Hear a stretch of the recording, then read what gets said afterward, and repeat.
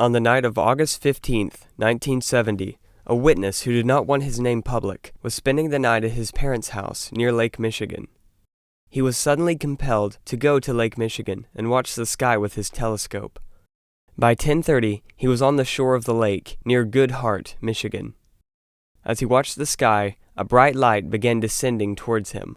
Whatever this thing was, he had never seen anything like it. Through his telescope, the object appeared to be disc-shaped with no apparent means of propulsion. Orange, yellow, green, and blue indigo lights adorned the object.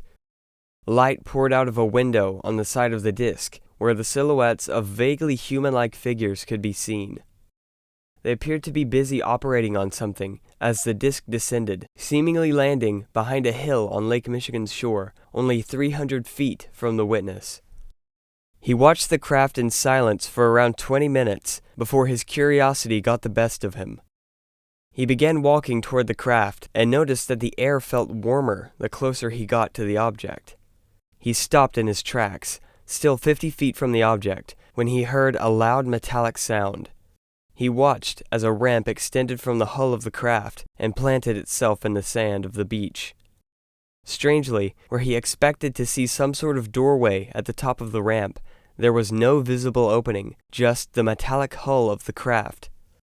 Oddly, the witness recalled that, at this point, he began approaching the craft without giving it a second thought, whereas normally he would expect to be terrified. As he reached the top of the ramp, the hull appeared to dissolve or fade away, revealing an opening into the saucer. The interior of the craft was illuminated by a soft glow from the walls, which reminded the witness of terracotta stone. He was suddenly hit with the smell of cinnamon and sage. He found that the air felt colder, much more comfortable than the heat he trudged through to reach the inside of the object. Ahead of him, the corridor split off in opposing directions, seemingly going nowhere. There was no door at either end. The witness said something to himself, confused, and his voice echoed unnaturally through the ship. He walked down the left hallway and noted strange small knobs and handles littering the walls, seemingly at random. As he neared the end of the hallway, the smell of cinnamon became much stronger. He realized that the hallway was seemingly closing behind him. He entered another room that he believed to be the central core of the craft. Inside, he saw a window through which he could see the lights of the Big Rock nuclear power plant and the south end of Lake Michigan. He looked through another window made of a dark glass. He peered into a control room occupied by 5 strange figures. They stood with their backs to him. Their heads were very large, and all of them wore form-fitting suits which gave off a blue glow. The apparent non-human being in the middle turned around to face the witness, as if they already knew he was there. He alleged that the being's eyes were much larger than a human's and stretched around the sides of its head. The being had flat cheekbones and no noticeable nose. The beings actually spoke to one another in what sounded like a sing-song language. The beings made contact with the witness telepathically and escorted him into another room. They forced him to sit in a chair with what appeared to be strange controls in front of him. The beings caused 3D images or holograms to flash through his mind at great speed. Soon after, the beings gave the witness a small cube filled with a dark blue liquid. The witness had never seen anything like this cube nor the liquid inside of it. The beings communicated to him that the speed of light was imaginary and that their craft was impossibly larger on the inside than it looked from the outside. They also communicated to him that they come to the earth to harvest our water. One of the most chilling aspects of this encounter, in my opinion, was that at one point the witness saw himself through the eyes of the non-humans, the way the beings saw him. After some time, the witness was eventually returned to the same spot he was taken from, on the shore. Like I said, one of the strangest aspects of this encounter was when the witness's consciousness appeared to be in the alien's body. I wonder, if the witness's consciousness was in the alien's body, did the alien's consciousness temporarily take over the witness's human body, almost like a possession? There are many more examples of this sort of thing happening. It's not the first time that this has happened during a close encounter. On July 4th, 1981, at exactly 4:45 p.m., 54-year-old Captain Phil Schultz was at the helm of a commercial airliner. While flying over Lake Michigan, Captain Schultz's view of reality would be forever changed in only 5 seconds. From the left side of the windshield, something suddenly splashed into view full size. It tore through the atmosphere, like the atmosphere opened up. A large, round, silver, metal object descended into the atmosphere. It would later be calculated that this object was moving at around 1,000 miles per hour. The object appeared to be circular and flat, with a single black circle in the middle of the object. It happened so fast, the captain was unsure of exactly how large the craft was, but he estimated that it could have been as large as a Major League Baseball stadium. With the sun behind them, this object was unmistakable but surreal. It was in broad daylight. Strangely, a fan-shaped area around the object was a much darker blue than the rest of the sky, and the pilot had the impression that this allowed him to see way out into space. The object turned and flipped as if it were on its side before, a maneuver commonly described in reports of lenticular UAP, and demonstrated in declassified Navy footage.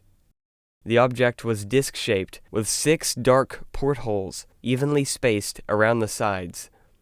It was at least 10 times wider than it was thick. As the object turned, the black portholes appeared to now be a single dark smear.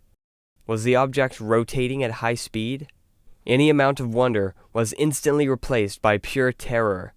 The UFO was headed directly for the plane.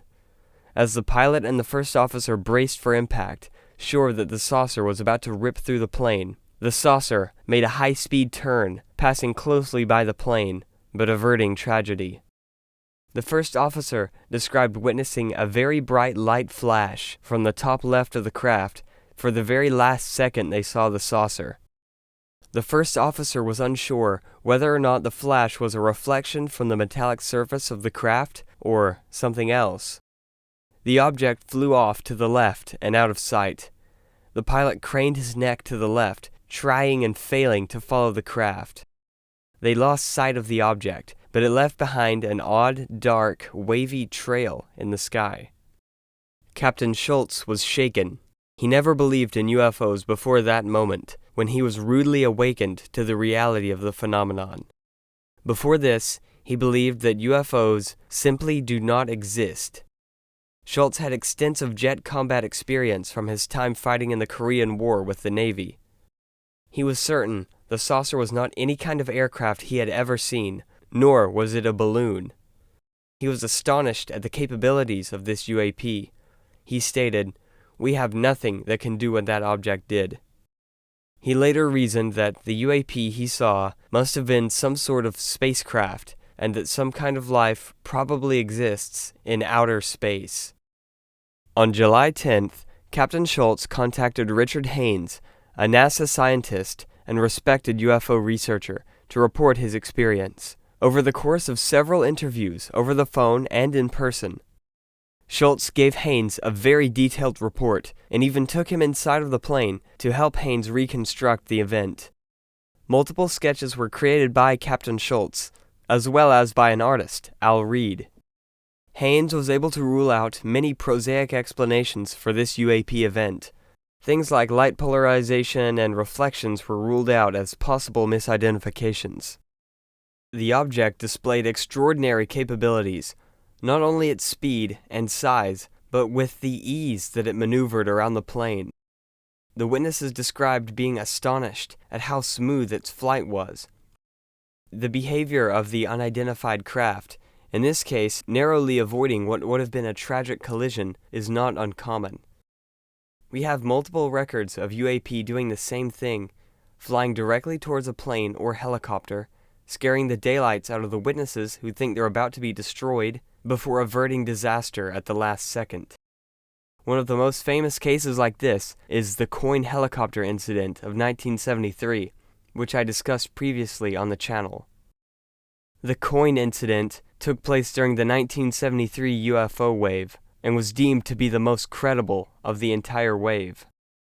During Richard Haynes' interviews of the witnesses, they described another strange anomaly, a cobweb-like visual effect during the last few seconds of the sighting, either just before or after the flash of light. It was described as an irregular pattern of semi-transparent radiating and crossing lines. None of the cobweb phenomena entered into the anomalous fan-shaped area around the object, which was darker than the rest of the sky.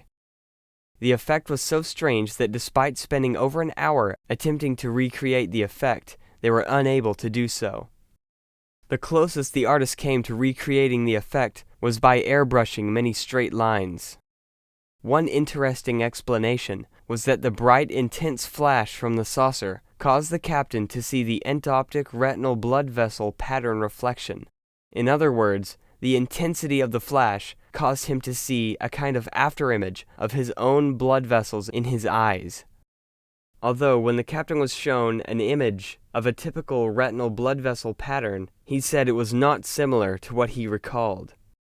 Coincidentally, in August of 1952, hundreds of people witnessed a giant, disc-shaped object over Catalina Island, off the coast of California. Several hundreds of Boy Scouts and a number of adult members of staff saw the huge saucer descend over Camp Fox. Like in Captain Schultz's case, there was a halo of darkness around the object. It appeared that the sky around the object was a much darker blue or purple than the rest of the sky. This sighting was reported to Project Blue Book, but unsurprisingly, there is no record of any investigation into this truly inexplicable case. When one witness came forward with his account of the incident in 1979, he was then an engineering specialist for Northrop Aircraft, which is now Northrop Grumman. But at the time of the incident, he was then a Boy Scout. Quote, "The sighting occurred in 1952 during August.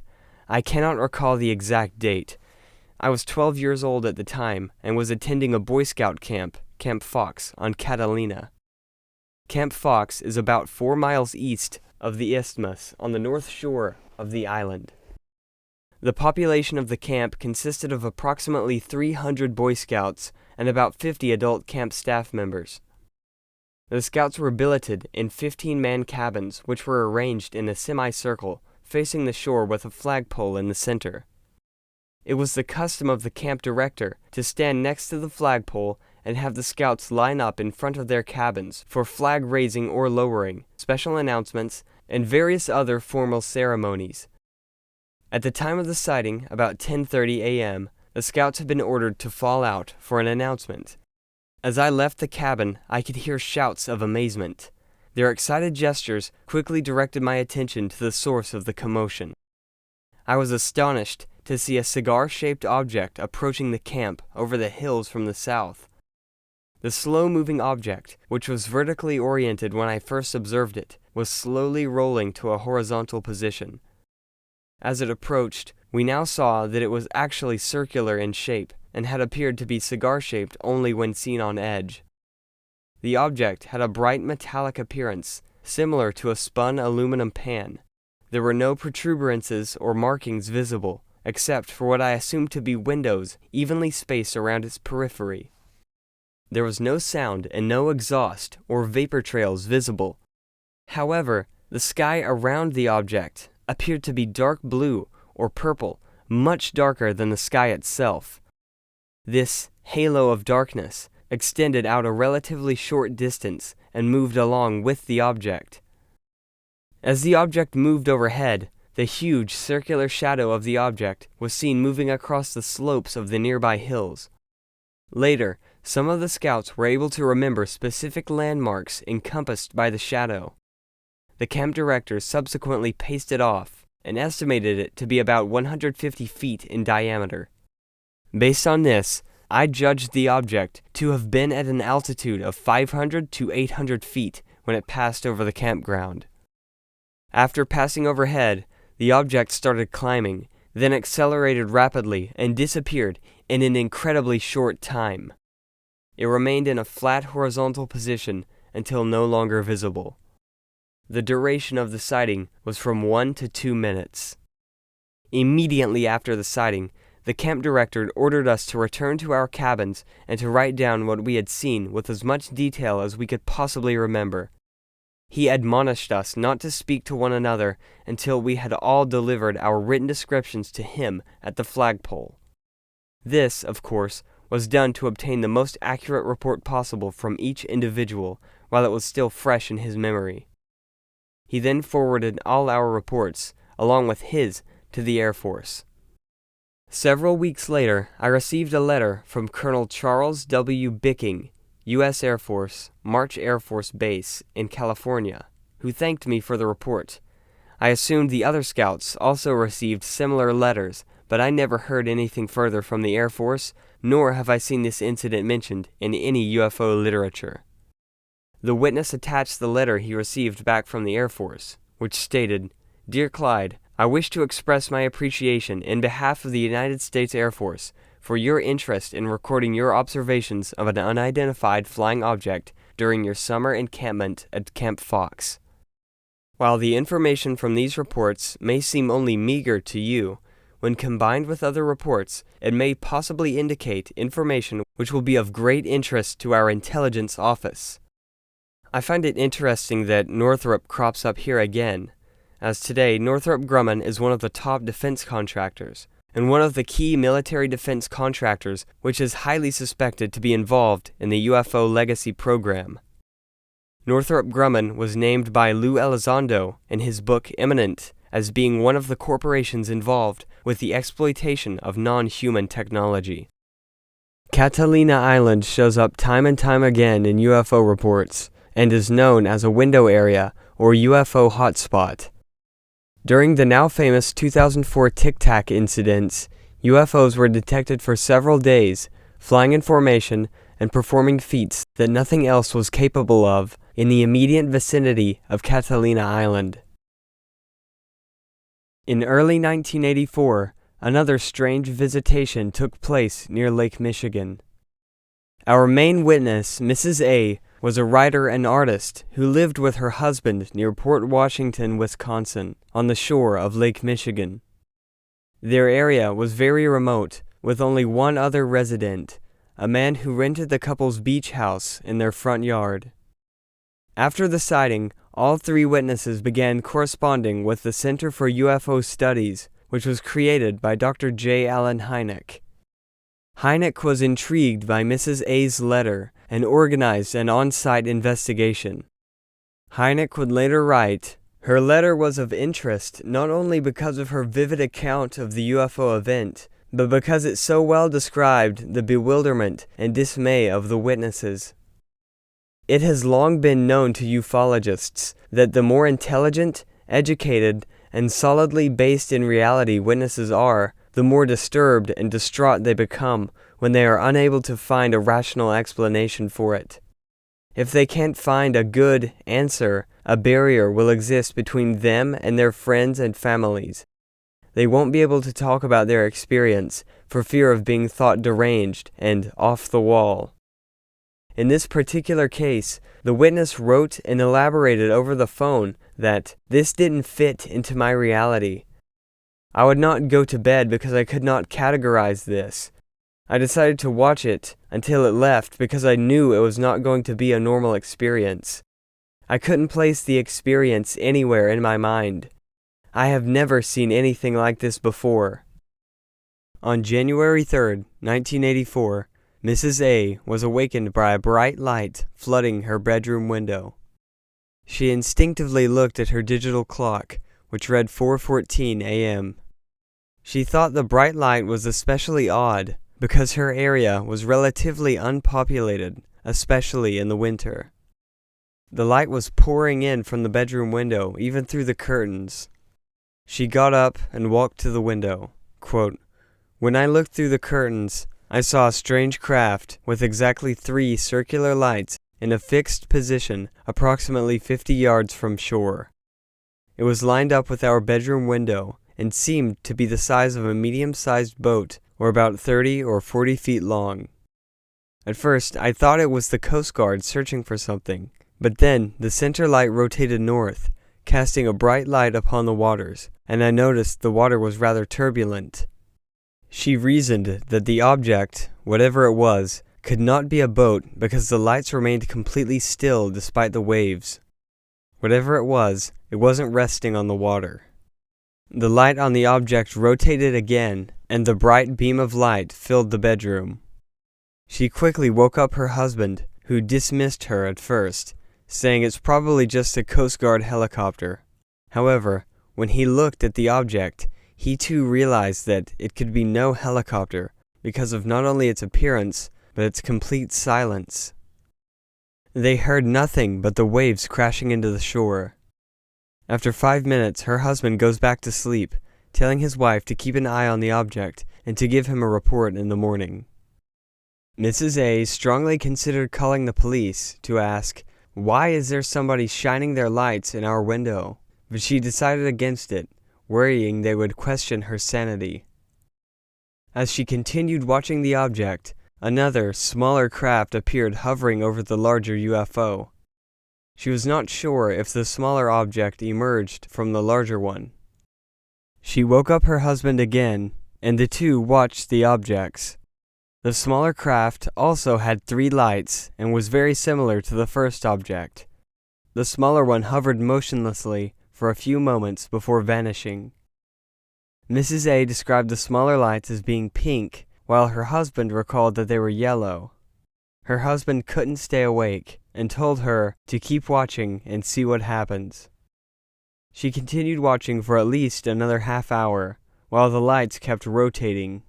Quote, "Eventually, I made out a slightly visible outline which appeared oval-shaped and rather flat in density. There were no features other than the lights. So she thought, quote, it must be something ordinary, but I couldn't recognize it as yet. The larger object remained, periodically shining its light into the bedroom again. The fact that the unidentified object repeatedly focused its searchlight on her bedroom began to make her feel conspicuous and exposed. She felt that the light seemed to linger on her bedroom for a longer period of time. The craft moved only 20 or 30 feet, and then hovered for another 10 minutes. At 5:15 a.m., the object traveled southeast at high speed and disappeared from her sight. She then decided to go back to sleep. Shortly after, an excruciating electric shock came over her entire body, and she realized that the room was filled with a buzzing noise. As I was beginning to fall asleep, I felt what seemed like a powerful electric shock penetrate my entire body with a loud, overpowering buzzing sound. It lasted only a few seconds, but I'll never forget that feeling. She would later tell Hynek, it was far more penetrating than putting a finger in an open light socket, more like a convulsion than a shock. I thought I was going to die. The third witness, who was renting the beach house in the front yard, was getting ready for work at this time and saw a strange oval pink light over the lake through his window. He also saw the object from another window, proving to him that the UFO was not an optical illusion. The next day, Mrs. A was excessively drowsy, as if she had no energy. The UFOs investigators were unable to find any prosaic explanation for the sighting based on the findings of the investigation. The case remains unexplained. We were just wondering, have you heard anything about these lights that are flickering up here in what is it, the east, southeast area? It's like a group. I can call that's not a real emergency. We just called about the UFOs we thought. They're out there. Taking airplanes. Yeah, we've got a car on the way over there, let's see, right now. We've got a couple other calls. Really? They see them too? We're at it now. Okay, what do you have there, sir? There were at least 4 lights, and they were all flashing like, okay, they were in a sequence. It was a kind of like a V, and there was 4 lights, and they were blinking back and forth. And there's no way, a plane's not that wide. One of the largest mass UFO sightings to date, known as the Lakeshore Incident, or the Lake Michigan UFO Incident, took place in Holland, Michigan, on March 8, 1994. Over the course of the night, 300 people called 911 to report the UFOs. Multiple police officers were dispatched to respond to these incidents and saw the UFOs themselves. Around 9:15, the mass sighting began. At first dozens, and soon over 300 people called 911 to report the UFOs. Several of these calls have since been released to the public and published by the Mutual UFO Network. MUFON posted a 23-minute-long video of the UFO-related calls. Many described seeing a group of 4 lights hovering in the sky, although some would describe seeing disc, cylinder, or puck-shaped objects, particularly witnesses who were closer to the phenomenon. One witness, who was talking to her friend on the phone, Cindy Pravda of Grand Haven, described seeing a string of Christmas lights up in the sky, or full moons, over the trees behind her pasture. I watched them for half an hour. Where I'm facing them, the one on the far left moved off. It moved to the highway and then came back in the same position. The one to the right was gone in the blink of an eye, and then eventually everything disappeared quickly. Other witnesses, Randy Murphy and her husband of Ada Township, observed a huge shape for roughly 2 minutes as it flew slowly around 100 feet over the woods outside their home. She stated it had 4 lights and made a soft, whirring noise. It sounded like a single jet engine. By 9:30, 14-year-old Joey Graves and his 10-year-old sister Michelle were in their living room when the room was suddenly flooded with a bright light pouring in through the window. They looked out the window to see 5 bright red, blue, white, green, and yellow lights moving in a circular formation, rotating. In an interview the same year, Joey Graves stated, "I saw 6 lights out the window, above the barn across the street. I got up and went to the sofa and looked up at the sky. They were red and white and moving." The children began screaming and went to tell their parents, who would also see the UFOs. The children's mother, Holly Graves, quickly called 911. She would be among the first to call 911, as hundreds would bear witness to the UFOs that evening. We were just wondering, have you heard anything about these lights that are flickering up here in what is it, the southeast area? It's like a group. It looks like a string of Christmas lights that's way up in the sky. And we wondered if you had heard anything about it. Not a thing.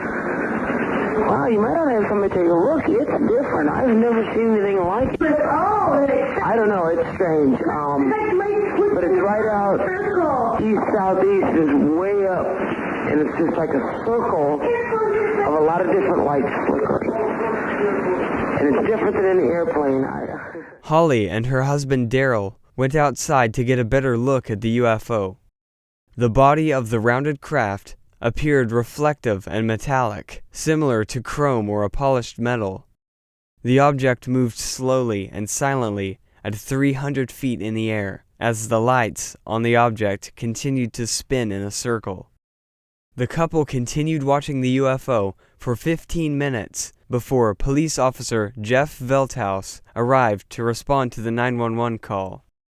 By the time Officer Velthouse arrived, the disc had glided off into the distance, where it could only be seen as bright lights in the sky. Officer Velthouse and Daryl Graves watched the 2 UFOs through binoculars as they continued shining with bright lights for roughly 10 minutes. Eventually, one of the lights broke off and departed at high speeds, unlike any conventional aircraft could have. Officer Velthouse then attempted to pursue the UFO in his squad car. Daryl continued to watch the stationary UFO and screamed when the object divided into 5 separate objects before quickly vanishing. As Velthouse tried and failed to pursue the UFO, more and more calls about the objects began to come in.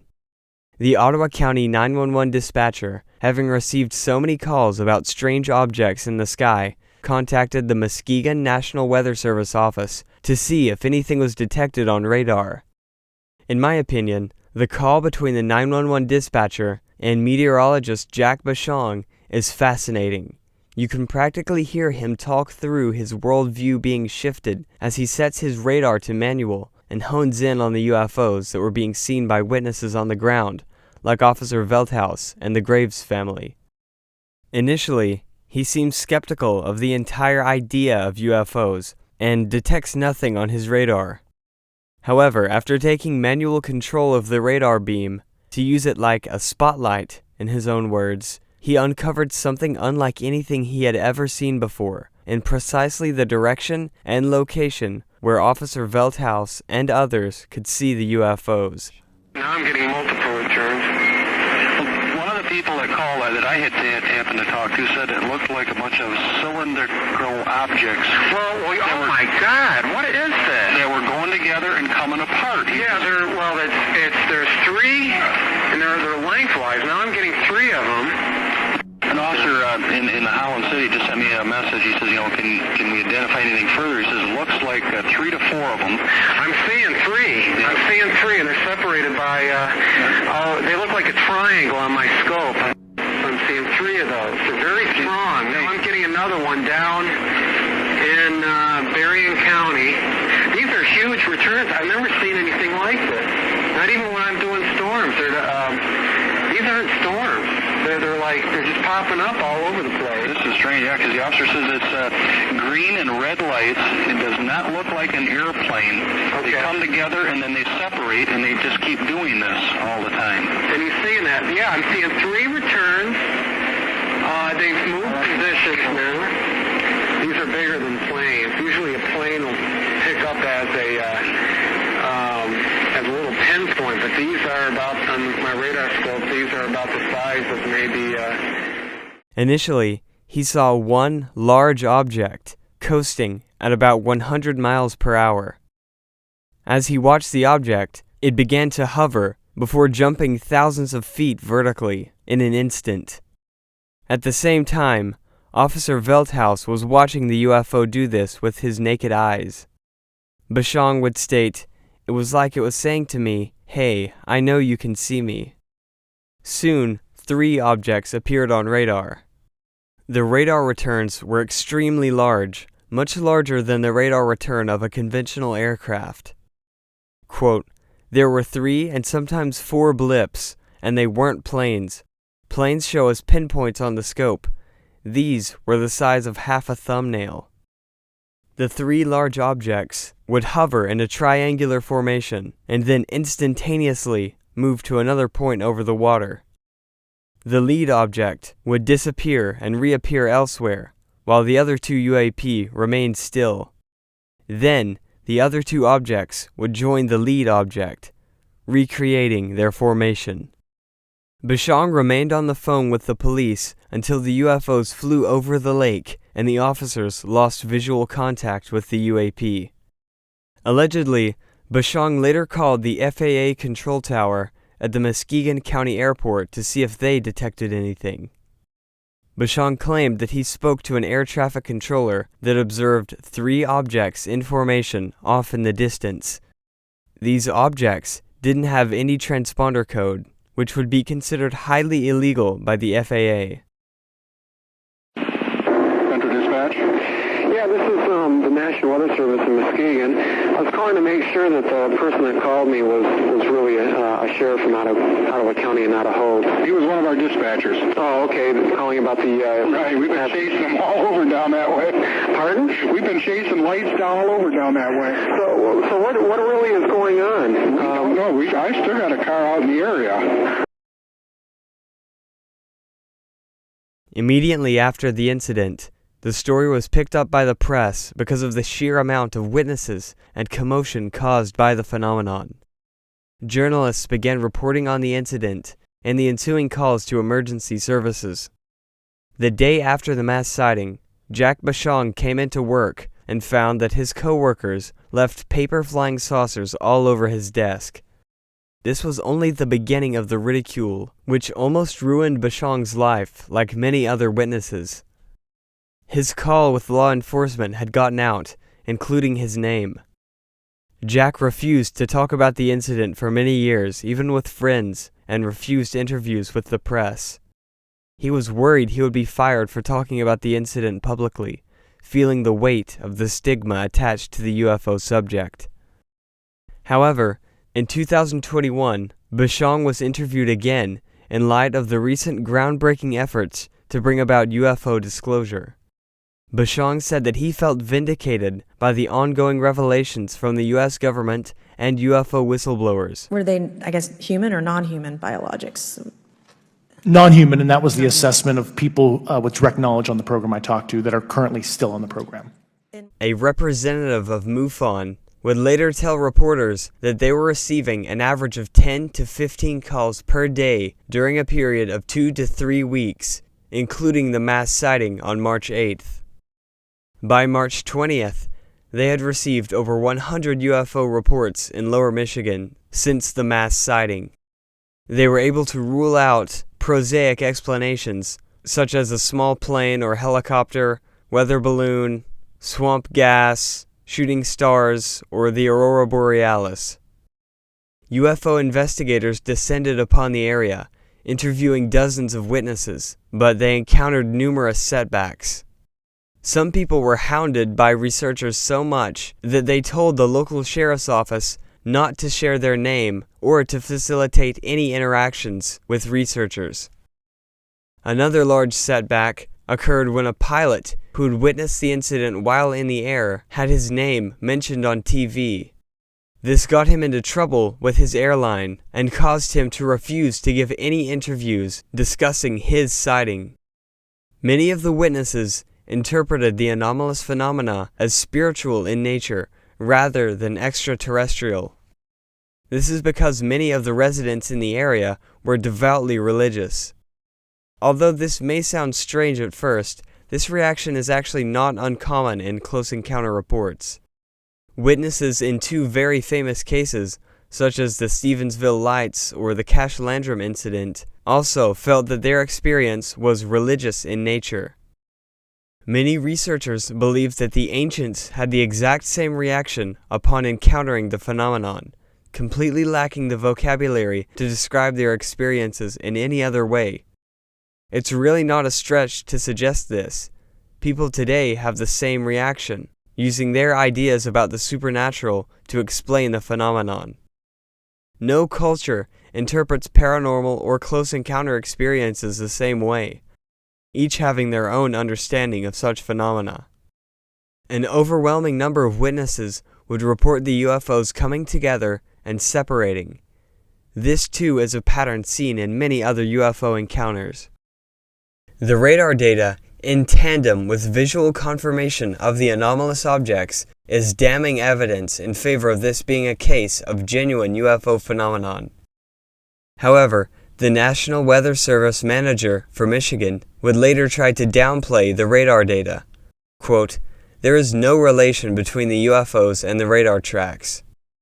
He claims that the UFOs were only seen at tree line level, debunking the radar returns at 6,000 to 12,000 feet, but this is not the case at all. Some witnesses, such as Cindy Pravda, did see UFOs at tree line level, but many others saw UFOs high in the sky. Officer Velthaus witnessed the erratic ascent and descent of the objects, as Bashong saw them do the same on radar. It was suggested that the radar returns could have been caused by military aircraft. However, the nearby military bases reported 0 aircrafts in the area. This theory also fails to account for the observed anomalous characteristics of the UFOs, displaying seemingly instantaneously acceleration by climbing from 6,000 to 12,000 feet in seconds, the ability to hover motionlessly, the overall lack of noise from the objects, and the strange ability of the objects to divide into multiple objects, only to reform back into one singular object. Investigators from the Center for UFO Studies spoke to officials at the National Weather Service office in Muskegon, seeking to interview Jack Bashong. After a few days, the National Oceanic and Atmospheric Agency, NOAA, approved the meeting under certain conditions. There would be no surprises, and NOAA would keep a copy of any materials produced during the interview. UFOs investigator Dr. Michael Swords spoke with Jack Bashong, who demonstrated the difference between conventional aircraft or weather phenomenon and the strange objects detected on March 8th.